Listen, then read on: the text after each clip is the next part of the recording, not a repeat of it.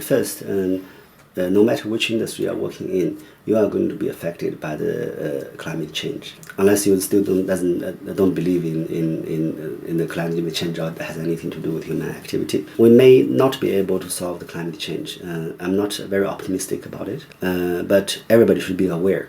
Yeah. And I have two kids, and you have two kids too. Yeah. So there's no reason to not to be interested simply because hey, this is not my area of focus. Yeah, absolutely. Yeah, but the angle I come from is mostly how trading mechanism will solve the transitive commons problem. So what we are facing here is the problem we are facing is there has to be adequate amount of climate action to reduce emission, and that either comes from the government or it comes from the market. Coming from the government is not a very good idea because most people believe that government is already too big and doesn't have our interest in mind. And the government expenses probably will be misaligned with climate goals. A more efficient way to do that is to utilize market so that carbon emission is priced in. And the way to do that is to allow carbon credit trading in the free market. So a company can reduce their carbon footprint,